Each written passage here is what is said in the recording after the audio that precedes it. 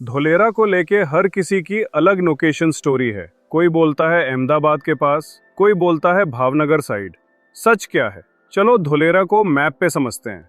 इस वीडियो में हम एक्सप्लेन करेंगे धोलेरा की complete location breakdown, zones, TP schemes, major projects, infrastructure planning, सब कुछ मैप के through step by step.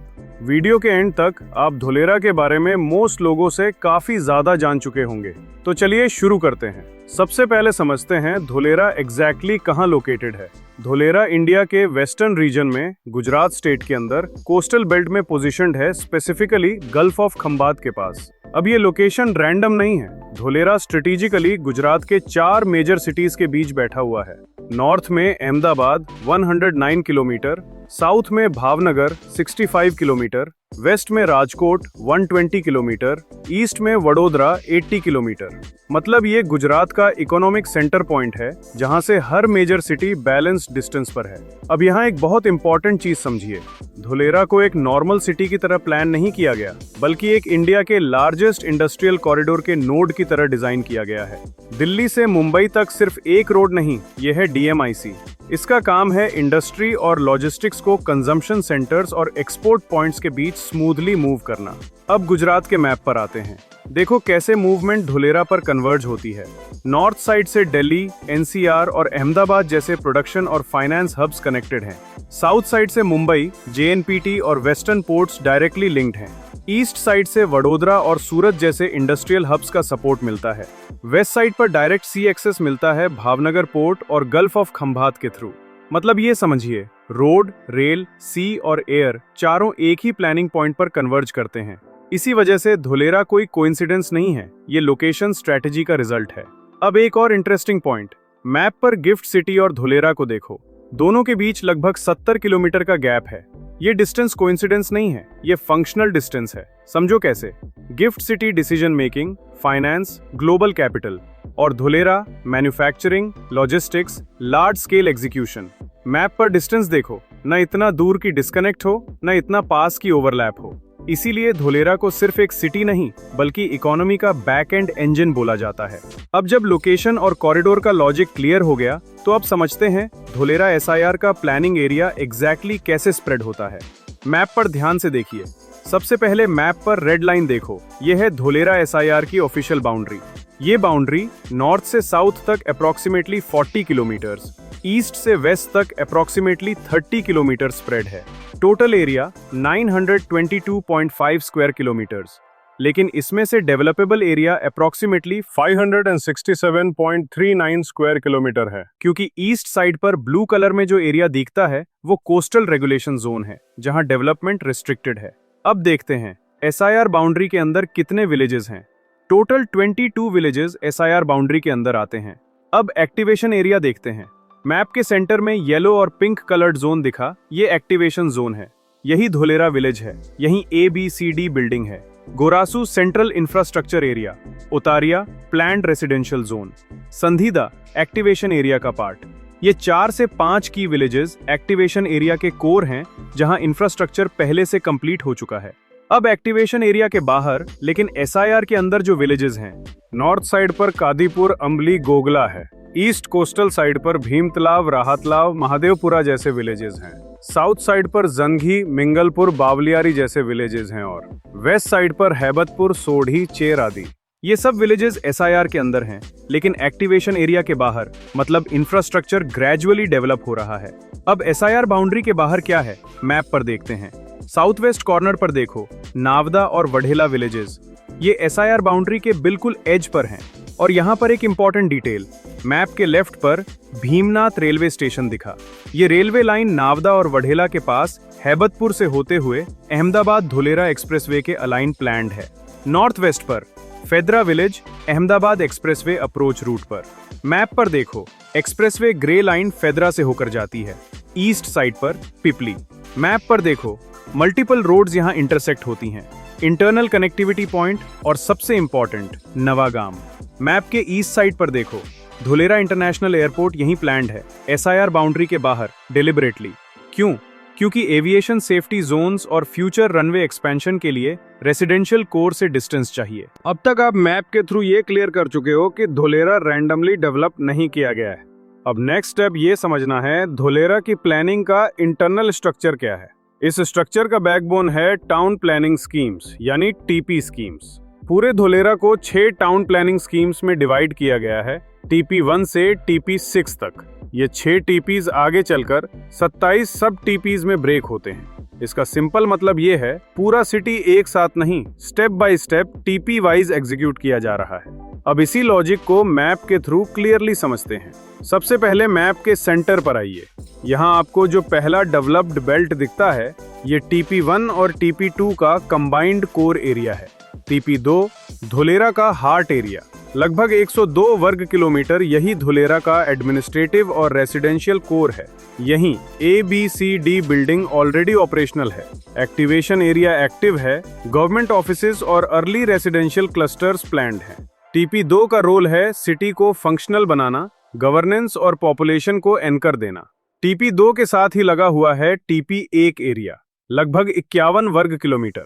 TP 1 का role commercial zones, mixed use development, city centre planning. इस फेज का क्लियर ऑब्जेक्टिव था सिटी को ऑपरेशनल स्टार्ट देना। Map पर नोटिस कीजिए water treatment plant WTP, effluent treatment plant ETP। ये जानबूझकर रेजिडेंशियल कोर के बाहर टीपी एजेस पर रखे गए हैं। रीजन सिंपल है, डेली लिविंग एरियाज पर लोड ना आए, लॉन्ग टर्म स्केलेबिलिटी बनी रहे। अब मैप पर थोड़ा साइड में मूव करते हैं। जो आपको लार्जर लैंड पार्सल्स और ट्रांसपोर्ट अलाइंड जोन्स दिखते हैं ये हैं टीपी 3 और TP 4। Combined area approximately 126 square kilometres. TP 3 industrial backbone, heavy industries, manufacturing clusters, logistics, parks. TP 4 airport linked development, Dholera international airport के surroundings, cargo terminals, aviation linked industries. Logic clear है, पहले city base strong होता है, उसके बाद large scale industry आती है। अब मैप के आउटर साइड पर आइए, ये हैं टीपी 5 और TP 6। Combined area approx 142 square kilometres. TP 5 future residential expansion, IT parks, knowledge and R&D zones. ये एरिया तुरंत डेंस डेवलपमेंट के लिए नहीं बल्कि फ्यूचर पॉपुलेशन ग्रोथ के लिए रिजर्व है। TP 6 long term growth reserve. TP 6 को प्लानिंग लैंग्वेज में लॉन्ग टर्म ग्रोथ रिजर्व कहा जाता है। इसका role future proofing, green buffers, city expansion के लिए अलाइनमेंट रेडी रखना। इसी वजह से आप देखेंगे मेजर यूटिलिटीज हमेशा टीपी एजेस या बफर जोन्स में होती हैं, रेजिडेंशियल कोर के बीच में नहीं। तो जब तक आप ये नहीं समझते कि कौन सा टीपी किस काम के लिए है, तब तक सिर्फ नाम सुन के धोलेरा को समझना इनकम्प्लीट रहता है।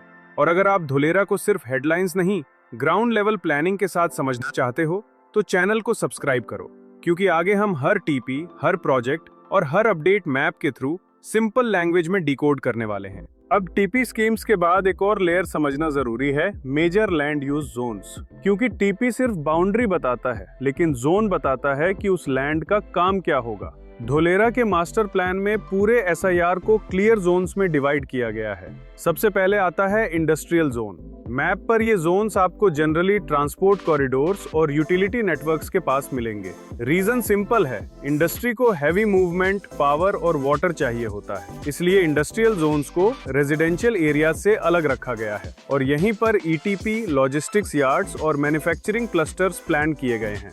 अब मैप में थोड़ा आगे बढ़ते हैं। यहाँ आता है हाई एक्सेस कॉरिडोर। ये कोई नॉर्मल रोड बेल्ट नहीं होता, इसका पर्पस होता है फास्ट अनइंटरप्टेड मूवमेंट, चाहे वो कम्यूटर्स का हो, गुड्स का हो या सर्विसेज का। हाई एक्सेस कॉरिडोर के अलोंग कमर्शियल, इंस्टीट्यूशनल और मिक्स्ड यूज एक्टिविटीज अलाउ होती हैं, क्योंकि यहीं मैक्सिमम विजिबिलिटी और कनेक्टिविटी मिलती है। अब रेजिडेंशियल जोन्स की बात करते हैं। रेजिडेंशियल जोन को मैप में देखिए, ये इंडस्ट्रियल बेल्ट से बफर के साथ सेपरेटेड होता है। यहाँ फोकस होता है liveability, internal roads, open spaces और सोशल इंफ्रास्ट्रक्चर पर। इस जोन में लैंड यूज टाइटली कंट्रोल्ड होता है ताकि फ्यूचर में हैवी एक्टिविटी यहाँ शिफ्ट ना हो। अब नेक्स्ट आता है कमर्शियल जोन। ये जोन बिजनेस एक्टिविटी के लिए ईयरमार्क्ड होता है, ऑफिसेज, रिटेल, सर्विसेज और इंस्टीट्यूशंस। कमर्शियल जोन्स को हाई एक्सेस कॉरिडोर और सेंट्रल एरियाज के पास रखा जाता है ताकि मूवमेंट और फुटफॉल नेचुरली जनरेट हो। और फाइनली आता है नॉलेज एंड IT जोन। यहाँ फोकस होता है IT, R&D, education, training centres और स्किल बेस्ड इंडस्ट्रीज पर। इस जोन का प्लेसमेंट ऐसा होता है जहाँ नॉइज और पोल्यूशन कम हो लेकिन कनेक्टिविटी स्ट्रॉन्ग रहे। यहाँ एक चीज क्लियर समझिए, धुलेरा में ये जोन्स सिर्फ नाम के लिए नहीं होते। हर जोन का पर्पस पहले से डिफाइंड है और इसीलिए लैंड यूज रैंडमली चेंज नहीं होता। इसी जोनिंग डिसिप्लिन की वजह से धुलेरा को एक नॉर्मल सिटी नहीं बल्कि इंजीनियर्ड अर्बन सिस्टम माना जाता है। अब तक हम धुलेरा का स्ट्रक्चर समझ चुके हैं। अब इसी मैप पर थोड़ा और आगे बढ़ते हैं और देखते हैं कि मेजर प्रोजेक्ट्स को कैसे और क्यों यहीं प्लेस किया गया है। मैप पर पहले ये डायरेक्ट कॉरिडोर देखिए, अहमदाबाद से धुलेरा तक। ये एक्सप्रेसवे धुलेरा का मेजर इंफ्रास्ट्रक्चर प्रोजेक्ट है। इसका पर्पस सिंपल है, ट्रैवल टाइम को 2 घंटे से लगभग 45 मिनट्स तक रिड्यूस करना। एक्सप्रेसवे धुलेरा को अहमदाबाद के साथ ही नहीं, मेजर स्टेट हाईवेज और की रोड नेटवर्क से डायरेक्टली कनेक्ट करता है। बेटर कनेक्टिविटी का मतलब है इंडस्ट्री के लिए इजी मूवमेंट, लॉजिस्टिक्स फास्टर और धुलेरा का इंडस्ट्रियल ग्रोथ प्रैक्टिकल हो जाता है। अब मैप में थोड़ा नॉर्थ ईस्ट की तरफ मूव करते हैं। यहीं धुलेरा इंटरनेशनल एयरपोर्ट प्लान्ड है। एयरपोर्ट SIR बाउंड्री के बाहर नवागाम विलेज के पास लोकेट किया गया है। डिस्टेंस क्लैरिटी के लिए एयरपोर्ट SIR कोर एरिया से रफली 20 किलोमीटर दूर है, इतना कि अर्बन जोन्स अनअफेक्टेड रहें और कनेक्टिविटी डायरेक्ट बनी रहे। अब मैप को SIR के नॉर्थ ईस्ट इंडस्ट्रियल साइड पर शिफ्ट करते हैं। यहीं पर टाटा सेमीकंडक्टर प्लांट और रीन्यू पावर प्लांट है और एक्टिवेशन एरिया के जस्ट ऊपर लोकेट है। ये लोकेशन सेंट्रल स्पाइन रोड के क्लोज है, जिससे डायरेक्ट कनेक्टिविटी इंडस्ट्रियल फ्रेट और लॉजिस्टिक्स के लिए प्लान्ड है। इस एरिया को डेलिबरेटली इंडस्ट्रियल क्लस्टर जोन बनाया गया है ताकि यहाँ सिर्फ एक फैक्ट्री नहीं बल्कि सप्लायर्स, वेंडर्स और सपोर्ट यूनिट्स एक साथ डेवलप हो सके। इसलिए टाटा जैसे प्रोजेक्ट्स इसी साइड प्लेस किए गए हैं जहाँ पावर, वाटर और फ्रेट एक्सेस मैप लेवल पर पहले से डिफाइंड है। अब मैप के सेंट्रल एक्टिवेशन एरिया पर आते हैं। यहाँ आप ABCD बिल्डिंग और सराउंडिंग एक्टिवेशन जोन्स देखेंगे। इसका रोल गवर्नेंस और एग्जीक्यूशन का है। यहीं से अप्रूवल्स, कोऑर्डिनेशन और इम्प्लीमेंटेशन हैंडल होता है। इसी वजह से इस एरिया को धुलेरा का फर्स्ट ऑपरेशनल अर्बन कोर माना जाता है। मतलब प्लानिंग पेपर पर नहीं, ग्राउंड पर यहीं से स्टार्ट होती है। अब फाइनल मूवमेंट लेयर समझिए। रेल कनेक्टिविटी का यूज होता है फ्रेट मूवमेंट के लिए, रॉ मटेरियल अंदर, फिनिश्ड गुड्स बाहर, और कोस्टल साइड पर भावनगर पोर्ट का एक्सेस एक्सपोर्ट इंपोर्ट लॉजिस्टिक्स को सपोर्ट करता है। इसका मतलब रोड, रेल, एयर और सी एक सिंगल प्लानिंग सिस्टम में काम करते हैं। अब यहाँ एक बात क्लियरली समझिए, धुलेरा में प्रोजेक्ट्स रैंडमली नहीं बैठे हुए। हर चीज का प्लान होता है, कहाँ है, कैसे मूव करेगा और कितना एक्सपैंड हो सकता है। इसीलिए धुलेरा को सिर्फ एक अपकमिंग सिटी नहीं बल्कि धुलेरा को प्लानिंग ड्रिवन इंडस्ट्रियल इकोसिस्टम के तौर पर देखा जाता है, जहां मैप और स्ट्रेटेजी दोनों का यूज किया गया है। सो फार अगर आप यहां तक आए हो तो आपने धुलेरा को सिर्फ नाम से नहीं, मैप के थ्रू समझना स्टार्ट कर दिया है। अब तक हम देख चुके हैं धुलेरा गुजरात में एग्जैक्टली कहां लोकेटेड है, SIR बाउंड्री का एक्चुअल लॉजिक क्या है, टाउन प्लानिंग स्कीम्स का पर्पस क्या है और मेजर प्रोजेक्ट्स को किस सोच के साथ प्लेस किया गया है। अगर आपको ये एक्सप्लेनेशन क्लियर लगी हो और ऐसी ही सिंपल लैंग्वेज में डिटेल ब्रेकडाउन आगे भी चाहते हो तो चैनल को सब्सक्राइब कर लो। नेक्स्ट वीडियो में हम धुलेरा वर्सेस गिफ्ट सिटी को कंपेयर करने वाले हैं।